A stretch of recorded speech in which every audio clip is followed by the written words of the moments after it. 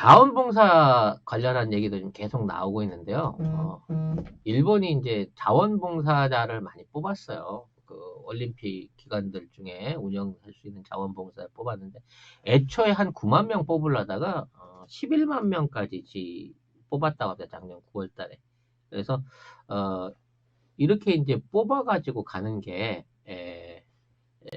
그 이 사람들이 매일 나와서 의무적으로 그 자리를 지킨다는 보장이 없기 때문에 약 한 30% 정도를 오버 숫자로 해서 9월 달에 11만 명 봉사를 전부 다 이제 마무리를 한 겁니다. 그래서 이 사람들에 대한 교육이라든지 이 준비를 지금 진행하고 있는데, 이 근무 조건이 너무 열악한 거예요.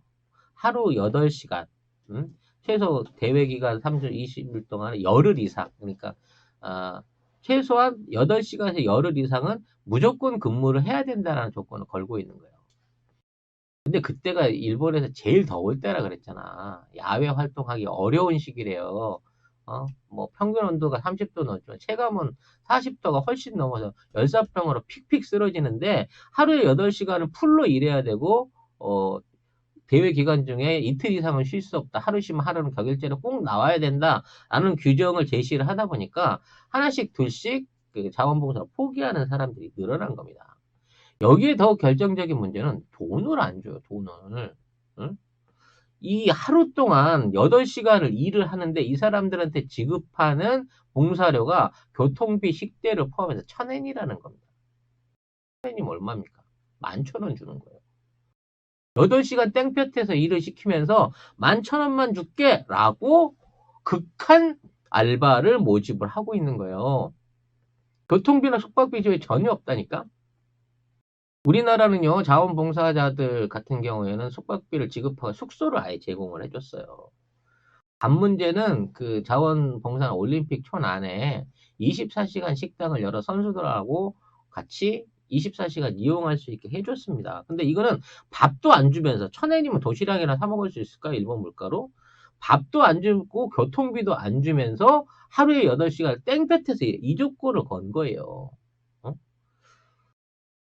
이렇게 되다 보니까 이제 불만자들이 막 생겨나기 시작하는 거죠. 리우 올림픽 같은 경우에도 10만 원 정도 일당을 줬다고 합니다. 자원봉사자지만.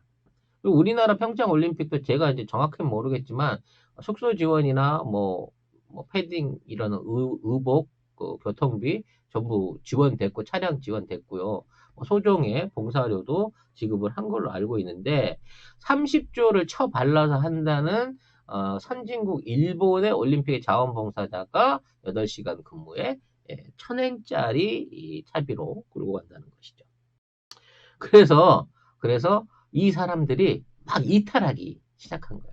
이탈할 조짐을 보이는 거야. 정기적인 모임에 안 나오고 훈련을 안 받고 뭐 사퇴하겠다라는 의견을 꺼내놓고 막 이렇게 되면서 어 8만이면 될걸 11만이나 뽑아놨는데도 불구하고 이 사람들이 나올지 안 올지가 불명확해지는 상황이 생긴 거죠. 그래서 여기에 이제 자원봉사자 중에 블랙을 뽑은 거예요. 블랙. 일종의 이 사람들을 수시로 관리하고 감독하고 출결 체크를 하고 운영을 할 수 있는 매니저 역할을 할 수 있는 유급 인력을 2,000명을 추가로 뽑은 거예요. 그러니까 자원봉사자로 이 사람들 시민 도덕성에만 납교놓고 하기에는 이게 문제가 있을 수 있으니까 유급으로 절대 도망 안 가고 일할 수 있는 유급자들을 뽑아가지고 안 나오면 전화해서 나오라고 체크하고, 그 다음에 일하는 사람들 감시하고 제대로 일 못하고 있으면 자기가 또 대체 인력으로 투입해서 처리할 수 있게끔 하는 유급 종사자를 2,000명을 또 뽑은 거예요. 근데 문제는 유급 종사자들한테 지급하는 시급이, 이건 시급이야, 일당이 아니고 1,600엔이라는 거지.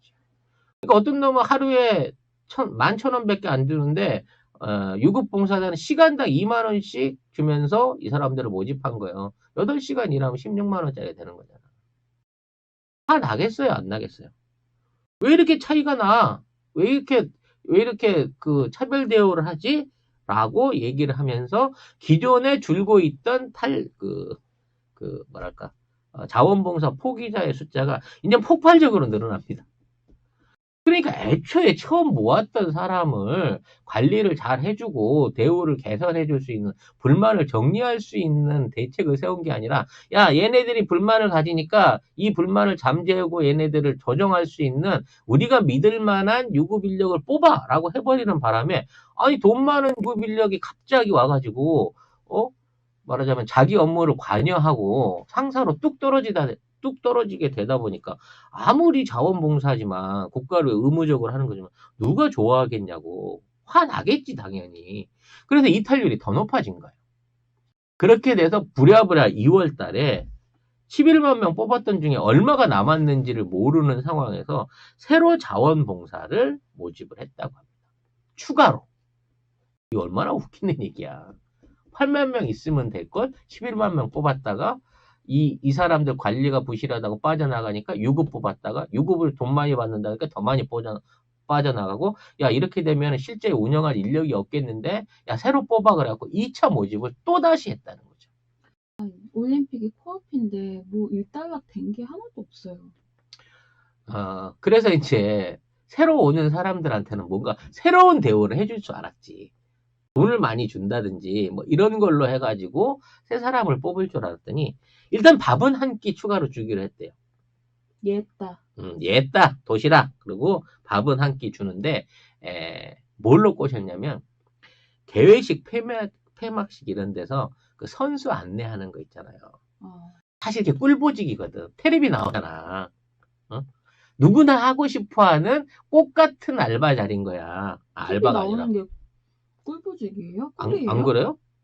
아니 이왕 내가 자원봉사 하는데 텔레비 화면에도 잡히고 이렇게 막 그 손 흔들고 경기장 관리하고 피켓 들고 가고 그런 거 하고 싶지 않아? 자원봉사는 누구나 그 보직을 제일 원하지. 아나. 아나? 너는 아나야? 근데 아무튼 이러한 보직을 우선 배정하겠다라는 조건으로 새로 2차 모집자들을 새로 뽑은 거야. 그래서 기존에 그거를 기대하고 그러한 보직을 맡을 걸로 믿고 있었던 1차 자원 모집자들이 또 항의를 하고 있다는 거예요. 이게 일본의 인력관리 실태인 겁니다. 이렇게 자국민이나 자국의 자원봉사자들을 이 얼마나 고맙고 소중한 사람들이야. 근데 사람 대하는 일본인들의 태도가 딱 지금 그거밖에 안 되는 거예요. 그 이상은 못 벗어나는 거야, 이 아이디어들이. 정말 안 이루어질 거기 때문에 이분들이 헛심 파는 자원봉사자들이 되겠지만 멀리서는 오지도 못해요. 교통비를 안 대주니까. 응? 도쿄도 안에서 자원봉사를 지원했던 많은 분들이 일본의 태도, 일본 올림픽위원회의 태도에 분노를 터뜨리고 있으며 이러한 사람들이 나중에 올림픽 관리를 하게 됐을 때 제대로 된 안내나 일정 관리나 뭐 관객 보호 이런 게 될지 이건 뭐 오합지졸 중에 당나라 군대 아니라 일본 자원봉사자들이 더한 당나라 군대가 될 것이다 라는 예상이 가능해지고 있습니다. 그럴 수도 있어요. 한 4월 달까지 했는데 이제 끝까지 안 모이면 이번에는 고임금으로 막 일당 20만 원씩 30만 원씩 주면서 용역회사 사람들을 막 사들이거나 해외에서 인력을 수입할 수도 있어요. 네. 올림픽은 치러야 되니까 그만큼 니네들이 이 국민을 대하는 자세가 어떤 자세인 거냐라는 거를 여실하게 알려줄 수 있는 거죠. 올림픽 관련한 이제 그 또 하나의 충격적인 소식. 9.11 공원이 개막됐다는 소식을 전해드리고 싶어요. 9.11이 뭔지는 아시죠? 범미 작가? 뭔데요? 알잖아. 왜 그래. 뉴욕의 쌍둥이, 엠파이어, 기존의 건물이고, 쌍둥이 빌딩 무역센터를, 이제 비행기가 네네. 이제 받아가지고, 났던 그 전대미문의 테러 사건이었죠. 네. 네. 그래서 이제 전 세계가 비행기를 평화적인 이동 수단의 도구로 보는 게 아니라 여차직하면 저게 테러인데라고 생각을 하고 있는 상황인 건데 일본이 지금 국제 그 시설 허브 그러니까 국제공항 허브 시설이 굉장히 부족해요. 그래서 이제 미군 기지를 빌려 쓰려고 했는데 거절을 당했잖아요. 그렇게 되다 보니까 기존에 있는 하나다 공항이 이 공항 면적은 충분한데도 불구하고 비행기를 더 받을 수가 없었단 말이지. 나리타가 아니고요? 예, 하나다 공항을 좀 더 넓게 사용하기 위해서 하나다 공항이 이제 그 도시 앞에 있어. 도쿄도 앞에 있어. 그래서 이 비행기들이 대부분 이제 바다 쪽에서 돌아 들어와 갖고 도심을 피해서 돌아 들어와서 착륙을 하는 노선으로 이 비행기가 유지가 되는데 비행편이 모자라다 보니까 어떻게 하면 비행편을 늘릴까? 현재 한 6만 편 정도 뜨고 내릴 수 있는 비행편을 올해가 대목인데 비행장을 늘릴 방법이 없으니까 어떻게 늘릴까 연구를 하다가 방법을 뭘 택했냐면 도심을 가로질러 들어오는 비행 코스를 추가로 개설을 한 거예요. 이해가 돼요? 네. 이게 도시인데 이게 돌아서 이렇게 바다에서 돌아오는 게 아니라 이 도시를 배경으로 공항으로 정면으로 도시 위를 날아오는 비행편을 신규로 3만 편을 추가로 증편을 했다는 거예요. 그러니까 3분의 1 이상, 그러니까 30% 이상 노선을 늘렸는데, 문제는 이게 도심위를 지나오기 때문에 이 큰 비행기들이 그 도심위를 계속 지나가는 거야. 그 방향이 일본 그 신주쿠부터 그 도쿄 도심까지 이어지는 그 위를 그대로 비행기가 이렇게 날아오면서 내려오는 거죠. 그러니까 사람들이 보기에는 그 예전에 못 보던 비행기가 머리 위로 정말 건물에 닿을 것 같은 느낌으로 막 다가오는 거야. 이게 네. 얼마에? 1시간에 한 대씩. 롯데타워라고 하나?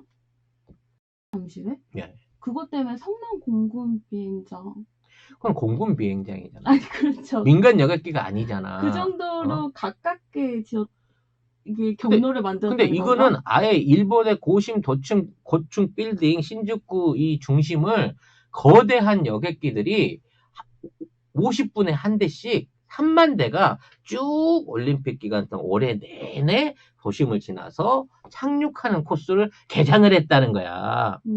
소음은 둘째 치고 9.11의 공포를 체험했던 사람들한테 그 거대한 비행기가 날아가는 모습을 매일 봐야 된다는 게 이게 얼마나 공포를 자아낼 수 있을지 이 시민에 대한 배려가 너무 없는 처사 아니냐라는 생각이 든단 말이지.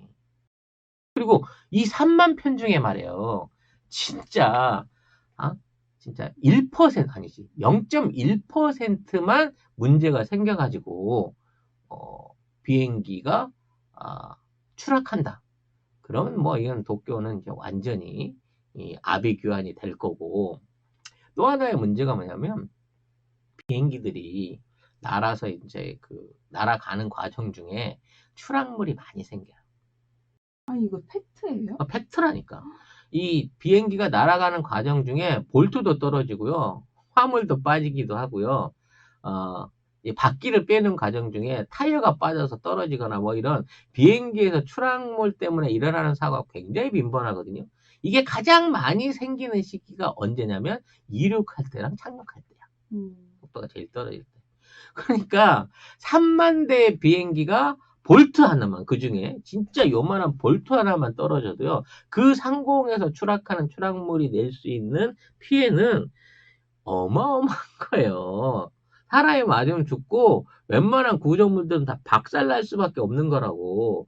근데 이거를 올림픽의 성공적인 유치를 위해서 법안까지 바꿔가면서 원래 도심이론 비행기가 진입하지 못하게 돼 있는 게 모든 방공 원칙이거든.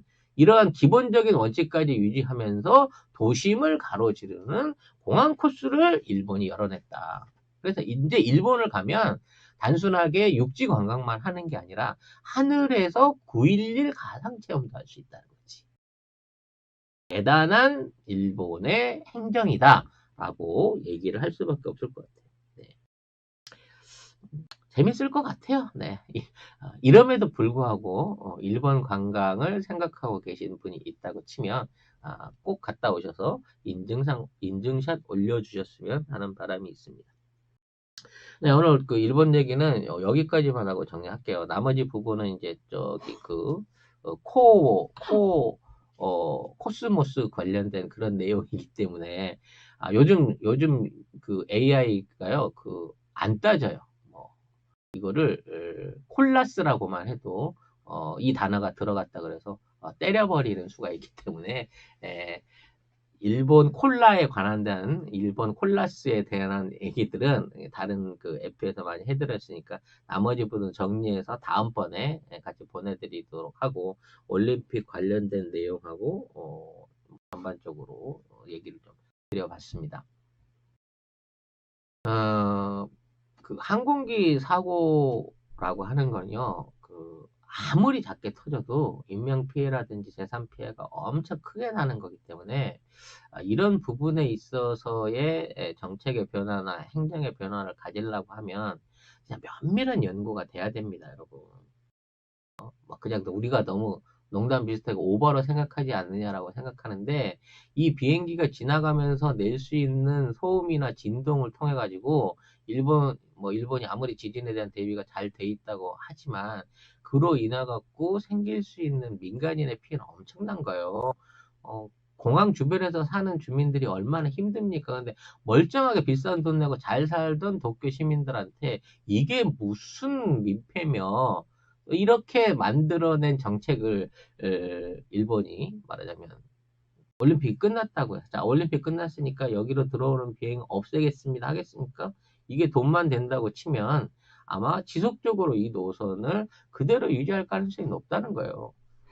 그냥 승객들한테 얘기하겠죠. 자, 저희 공항으로 도쿄에 가시게 되면 발밑으로 도쿄 도심의 광경을 세밀하게 내려다 보실 수 있는 특별한 혜택이 있습니다. 이러면서 오히려 추천 코스로 만들지 않을까 싶은 그런 생각도 들어요. 일본 같으면 그렇게 할 수 있는 상황이 생긴다는 겁니다. 여기에 대해서 시민단체가 들고 일어나고, 이런 부분에 대해서 반대 의견을 내고, 이걸 수렴하기 위해서 시민들이 활동을 자발적으로 하고, SNS로 모이고, 이러한 내용 없이 그냥 결정하는 대로 이대로 그냥 결정이 되는 의사결정 구조, 그리고 여기에 대한 아무런 불만을 제기하지 않고 있는 일본의 국민들의 어떤 국민성 같은 없는 정신들이 지금의 일본의 정치 행정을 점점 더 망가뜨려 가고 있다. 아베 같은 놈을 아직도 끌어내리지 못하고 이 피해들을 국민들이 스스로 감수하고 있는 게 아닌가라는 생각이 들고요. 좋은 정부와 좋은 국가는 시민들이 나서서 만들어내는 거고 시민의 단합된 힘을 가장 확실하게 보여줄 수 있는 권리가 선거라는 면에서 앞으로 선거 국면 하에서 우리 애청자분들의 각오가 더욱더 새로워야 되지 않나라는 생각을 해봅니다. 방송 중에 이명박이 이제 보석이 취소되고 형량이 늘어나면서 구속 수감되기로 했습니다. 이게 제대로 돌아가는 나라죠. 네. 이게 제대로 된 정의의 집행 아니겠습니까? 힘든 방송 중에 들려온 속보를 들으면서 네, 여러분과 이 기쁨을 같이 하며 오늘 방송을 여기서 마치겠습니다. 네, 수고하셨습니다. 고미 작가 인사해 주세요. 장시간 들어주셔서 감사합니다. 다음 주도 수요일 10시 40분에서 50분 사이에 찾아뵙겠습니다. 오늘 생방송이 아쉬웠던 분들은 내일 10시 반 YTN에서 라디오 생방송에 출연하는 세계를 만나는 시간 세계를 만나는 시간 나우의 네. 송 작가의 중국 관련된 20분짜리 토론 방송을 많이 시청해 주시기 바라겠습니다. 실제로 지난번 신년 방송 때 시청자들이 몰려가지고 제작진이 깜짝 놀랐다는 후문이 있습니다. 이번에도 힘을 보여주세요. 한번 보여주세요, 여러분. 기대하겠습니다. 댓글창 마구 올려주세요. 네, 아무튼 내일 찾아뵙도록 할게요. 네, 오늘 방송 함께 해주셔서 감사합니다. 자, 고맙습니다. 후원자 목록은 없었나요? 네. 이번 에피에 후원해주신 임용진님, 하늘양님, 윤희란님 다시 한번 감사드립니다.